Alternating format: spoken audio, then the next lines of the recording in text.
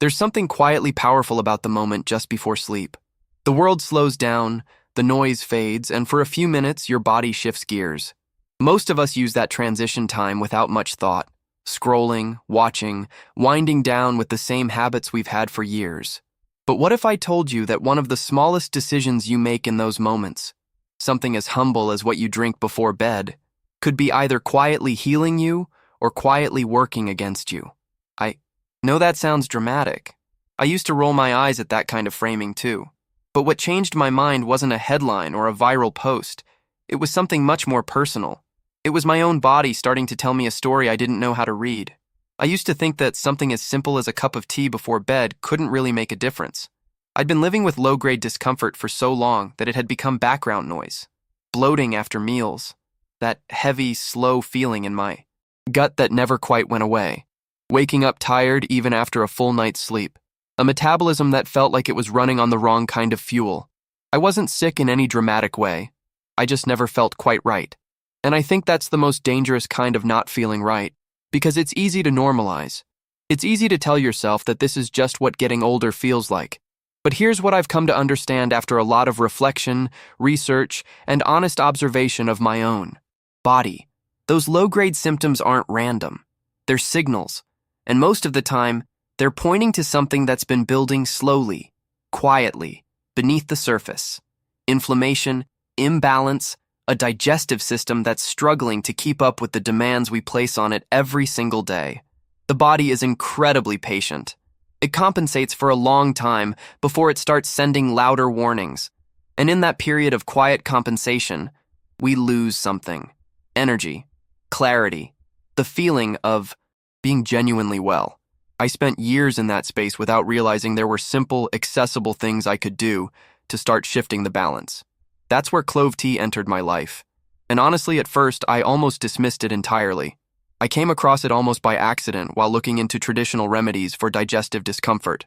Cloves have been used in Ayurvedic and traditional Chinese medicine for centuries, not as a cure-all, but as a powerful digestive and anti-inflammatory agent. Still, I was skeptical. Something that sits in your spice rack and costs almost nothing can't really do much, right? What made me take it seriously was the science behind it. Not folklore, actual documented mechanisms that explain why cloves interact with the body the way they do.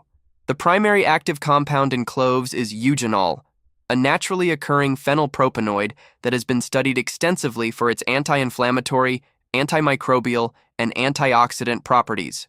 When you steep whole cloves in hot water, eugenol is released into the liquid along with other volatile compounds, tannins, and flavonoids. And when you drink that tea, particularly in the evening, those compounds begin interacting with your system in ways that, over time, I started to genuinely feel. The first thing I noticed was in my digestion. I had always struggled with that uncomfortable fullness and gas buildup at night, especially after dinner.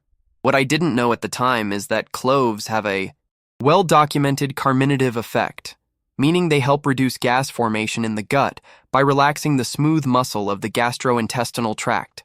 They stimulate the production of digestive enzymes, which helps your body actually break down what you've eaten instead of letting it ferment and cause that familiar pressure and discomfort.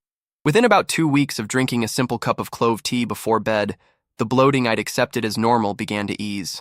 It wasn't dramatic, but it was real, and it was consistent. The second effect took a little longer to appreciate, but once I understood what was happening, it became the most meaningful part of the story. Chronic low-grade inflammation is one of the most underestimated contributors to how we age and how we feel day to day.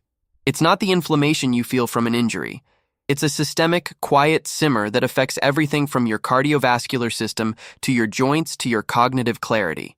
Eugenol has demonstrated measurable anti-inflammatory effects in multiple studies, showing the ability to inhibit certain inflammatory pathways, particularly the NF-κB pathway, which plays a central role in the body's inflammatory response.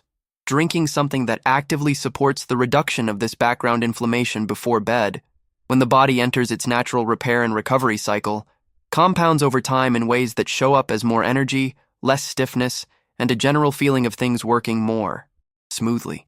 That connection to sleep matters more than most people realize. The body does its most important recovery work during the hours you're asleep. If digestion is disturbed, if inflammation is elevated, if blood sugar is spiking from an unbalanced late meal, all of that disrupts the quality of your sleep at a physiological level, even if you don't consciously wake up. You might technically sleep 8 hours and still not be getting the deep, restorative sleep your body needs. Cloves have indirect benefits here too, by reducing digestive distress and helping regulate the nervous system slightly through their calming aromatic compounds. They create better conditions for the body to settle into rest. And then there's the metabolic dimension, which honestly surprised me most. Research has explored the potential role of clove compounds in improving insulin sensitivity and supporting blood sugar regulation. This isn't a substitute for medical treatment. I want to be clear about that. But there's legitimate scientific interest in how cloves may help blunt blood sugar responses when consumed as part of a consistent routine. A stable blood sugar environment overnight means fewer disturbances to sleep, less cortisol spike in the early morning hours, and a metabolic baseline that's simply more balanced. For people who struggle with energy crashes and cravings, this piece of the puzzle is often overlooked. Immunity is another thread in this story. Cloves are among the highest antioxidant foods ever measured, genuinely, not by a small margin. The antioxidant capacity of cloves is extraordinary, and antioxidants aren't just abstract health words. They neutralize free radicals, protect cellular integrity, and reduce the oxidative stress that accelerates aging and weakens immune function. When your immune system is functioning well, you don't notice it. And that's the goal. You stop getting sick as often. You recover faster when you do. The baseline of your daily energy shifts upward in a way that's hard to attribute to any one thing, but shows up unmistakably in how you move through your days. Here's what I need you to hear, because this is the part that took me the longest to understand. The problem isn't that most people don't know about cloves. The problem is that we've been trained to wait for symptoms to become loud before we pay attention. We normalize the bloating, the fatigue, the slow metabolism, the restless sleep. We tell ourselves, it's stress or aging or just how we're built. But the body doesn't malfunction randomly. It reflects the accumulation of what we do consistently, and it gives us signals long before a crisis arrives. I think about how long I ignored those signals. How many mornings I woke up feeling heavy and thought nothing of it. How many nights I went to bed uncomfortable and assumed that was just life. The body was talking. I just hadn't learned to listen yet. And if you're starting to feel like your body isn't responding the way it used to, if the fatigue is more persistent than it should be, if digestion feels harder than it once did, if you're gaining weight in ways that don't make sense given your effort, there's a deeper approach I recently came across that goes beyond simple home remedies. I've left it in the first link in the description for anyone who wants to explore what's really happening beneath the surface. The way you prepare clove tea matters too, and it's worth doing it right.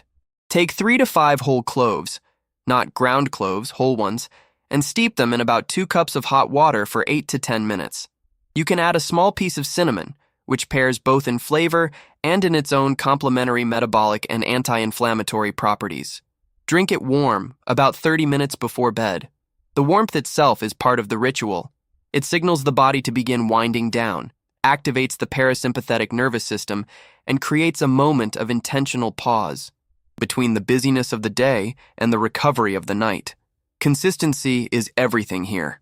1 cup won't change anything. 2 weeks might show you subtle shifts. A month of this practice, done alongside other conscious choices about how you eat and move and sleep, begins to compound into something you can genuinely feel. That's the nature of natural compounds. They work with the body's own systems, not against them. And they build momentum gradually rather than delivering a dramatic, immediate jolt. There's also a deeper solution I want to point you toward. One that targets what's actually behind many of these symptoms at a root level, not just the surface effects. The compounding of good habits is powerful, but sometimes you need a more structured approach to understand what your body specifically needs. I've made sure to leave that resource in the first link in the description for anyone who's ready to go beyond the basics. What I want you to take away from everything I've shared here isn't a specific tea recipe. It's a shift in perspective. Small, consistent nightly habits are not trivial. They're cumulative. The body you wake up with 5 years from now is being shaped by the decisions you make tonight, and the night after that, and the one after that. Clove tea before bed is a simple, affordable, evidence-supported place to begin. But it's also a symbol of something larger, the willingness to listen to your body before the signals get louder. Because here's the truth that nobody talks about enough. Your body isn't failing you. It's communicating with you. And the cost of ignoring that communication isn't just discomfort. Over years, it's accelerated aging, compromised immunity, metabolic dysfunction, and a quality of life that gradually diminishes in ways you might not even notice until you look back and realize you haven't felt truly well in a very long time. You deserve to feel well, not just functional, genuinely, sustainably well.